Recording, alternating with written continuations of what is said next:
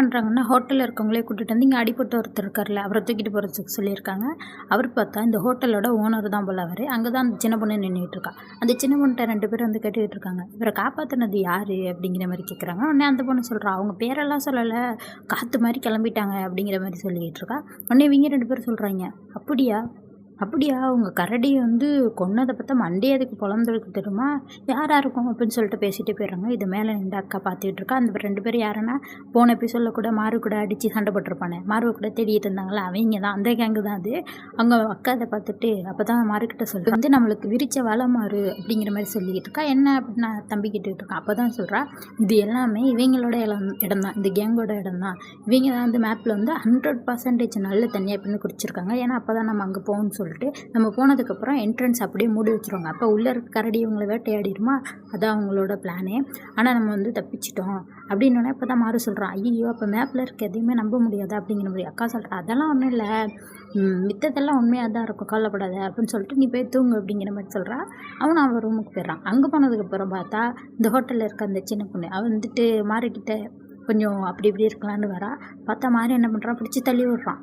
அப்போ அவளை தொட்டதுக்கப்புறம் பார்த்தா இவனோட பவர் வந்து அவளோட இதயத்தை தொட போகுமா. ஏன்னா அவன் அப்படி தொட்டு அதை அமுக்கிட்டானா அவ்வளோதான், அவள் செத்து போயிடுவா.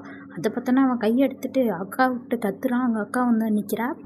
அடுத்த சீனில் லேப் தான் கட்டுறாங்க. இங்கே லேபில் பார்த்தா டோக்கியோக்கு கூட உடம்பு சரியில்லைன்னு சொல்லியிருப்பாளா. சரின்னு சொல்லிட்டு அவள் வந்து டாக்டர் தான் பார்த்துருக்கா.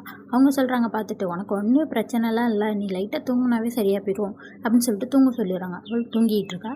தூங்கிட்டு இருக்கப்போ பார்த்தா அவளுக்கு ஸ்க்ரீனுக்கு பின்னாடி யாரோ நிற்கிற மாதிரி கால் மட்டும் தெரியும். யாராக இருக்கும் அப்படின்னு சொல்லிட்டு ஸ்க்ரீனை திறப்பான். பார்த்தா அங்கே யாருமே இருக்க மாட்டாங்க. என்னடா இது அப்படின்னு சொல்லிட்டு படுக்கலான்னு போகிறப்ப பெட்டுக்கு மேலே யாரும் அப்படி நின்றுட்டு இருப்பாங்களா பறந்து போய். இதை பார்த்துட்டு அவள் சொல்கிறா, ஆசுரா அப்படின்னு சொல்லிட்டு இறந்து போனான்னு கூட சொன்னாங்களே போன எபிசோடில் ஒரு பொண்ணு, ஆசுரா. அவள் தான் நிற்கிறா. அப்படியே பார்த்துக்கிட்டு இருக்கா. உடனே அந்த பொண்ணு சொல்கிறா, என்ன கேட்குறான்னா, நீ எதில் ரொம்ப சிறந்தவ அப்படின்னு சொல்லிட்டு கேட்குறா. டோக்கியோக்கு புரியல, என்ன சொல்கிற அப்படிங்கிற மாதிரி கேட்டுட்ருக்கா. டக்குன்னு அந்த ஆசுரா பொண்ணு மறைஞ்சு போயிடுறா.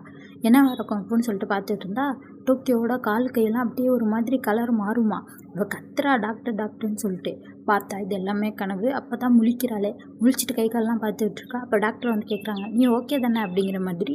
நான் ஓகே தான், நல்லா தான் இருக்குது அப்படிங்கிற மாதிரி சொல்கிறா. அப்போ தான் டாக்டர் வந்து அவளோட ஷூவே பார்த்துக்கிட்டு இருக்காரு. ஒருவேளை இவளாக இருக்குமோ அப்படின்னு சந்தேகத்தில் பார்த்துக்கிட்டு இருக்காரு. இங்கே அப்படியே திருப்பி ஹோட்டல் தான் கட்டுறாங்க. அக்கா தம்பி அந்த பொண்ணெல்லாம் உட்காந்து பேசிகிட்டு இருக்காங்க. அப்புறம் அந்த பொண்ணை பற்றி விசாரிச்சுட்டு இருக்காங்க, நீ யார், எங்கேருந்து வர அப்படிங்கிற மாதிரிலாம். அப்புறம் தான் அந்த பொண்ணு சொல்கிறான்னா, ஒரு அனாதை தான், இது மாதிரி குரூப்பான பீப்புள்ஸ் கூட சேர்ந்து வாழ்ந்துகிட்டு இருக்கேன் அப்படிங்கிற மாதிரி சொல்லிகிட்டு இருக்கா. அப்புறம் தான் அக்கா கேட்டுட்டு இருக்கா. அப்புறம்னா அவங்க அம்மா அப்பாவும் இருப்பாங்கள்ல, ஏன்னா வந்து உலகம் அழிஞ்சதுக்கப்புறம் தான் இவ பிறந்திருக்கா. அப்போ அம்மா அப்பா எங்கேயாச்சும் இருப்பாங்கள்ல, நீ தேடலையா அப்படிங்கிற மாதிரி கேட்குறா. உடனே அதுக்கு அவ சொல்கிறா, அதெல்லாம் எனக்கு விருப்பம் இல்லை, எனக்கு வந்து ஹோட்டலில் வந்து பெரிய கிங்காக இருக்கணும், அதாவது எல்லா ஹோட்டலுக்கும் ஹெட்டாக இருக்கணும், அது மாதிரி பெரிய ஆளாகணும், ஹோட்டல்லே சிறந்த ஹோட்டல் நாங்கள் தான் வச்சுருக்கணும், அது மாதிரி இருக்கணும் தான் எனக்கு ஆசை, அது மட்டும் தான் என்னோடய எய்மு அப்படின்னு சொல்லிட்டு சிரிச்சிட்டு இருக்கா. அப்புறம் அக்கா தம்பி ரூமுக்கு வந்துடுறாங்க. அப்போ தான் தம்பி சோகமாக சொல்லிகிட்டு இருக்கான், என்னால் மனுஷங்களையும் கொல்ல முடியும்னு நான் நினச்சி கூட பார்க்கல, இந்நேரம் நான் அவள் இதயத்தை தொட்டு அவள் செத்துருப்பா தெரியுமா அப்படிங்கிற மாதிரி சோகமாக சொல்லிகிட்டு இருக்கான். அக்கா பார்த்து செசை விடுவிடுன்னு சொல்லிட்டு அப்படியே காலையில் விடிஞ்சிருது. காலையில் எழுந்திரிச்சு 2 பேரும் வெளில வராங்க. அந்த சின்ன பொண்ணு சோகமாக வெளில நின்று கொட்டிகிட்டு இருக்கா.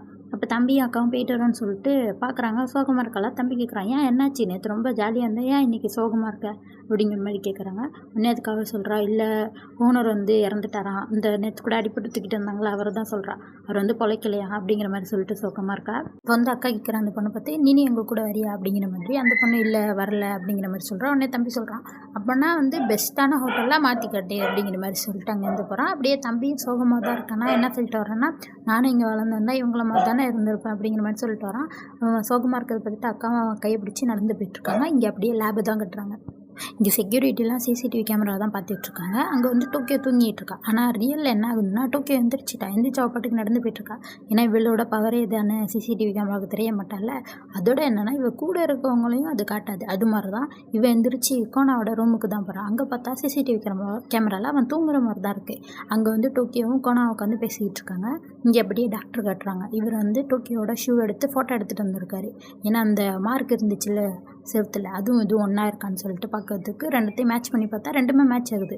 அப்போ தான் பார்க்குறாரு. அப்போ டோக்கியோ தான் உள்ளே வந்திருக்கா. ஆனால் எப்படி யாருக்குமே தெரியாமல் உள்ளே வந்தா, ஏன்னா கேமராவில் எதுவுமே இல்லைல்ல, அது மாதிரி சொல்கிறாரு. அப்போ தான் இங்கே காட்டுறாங்க, டோக்கியோவும் கோனாவும் பேசிகிட்டு இருக்காங்க. அப்போ தான் டோக்கியோ சொல்லிகிட்டு இருக்கா, இது மாதிரி ஆஸ்ராவை பார்த்தேன் கனவுல அப்படிங்கிற மாதிரி சொல்லிட்டு, உனக்கு ஆஸ்ரா தானே பிடிக்கும் அப்படிங்கிற மாதிரி கோனாட்ட கேட்குறா. கோனா சொல்கிறான், இல்லை இல்லை எனக்கு ஆஸ்ரா வந்து ஒரு ஃப்ரெண்டாக தான் பிடிக்கும், ஆனால் நான் உன்னை மட்டும்தான் லவ் பண்ணுறேன் அப்படின்னு சொல்லிட்டு 2 பேருமே ஒன்றா இருக்காங்க. அதோட இந்த எபிசோட் முடியுது. அடுத்த எபிசோட் பார்க்கணுன்னா மறக்காம சேனலை சப்ஸ்கிரைப் பண்ணிக்கோங்க. பாய்.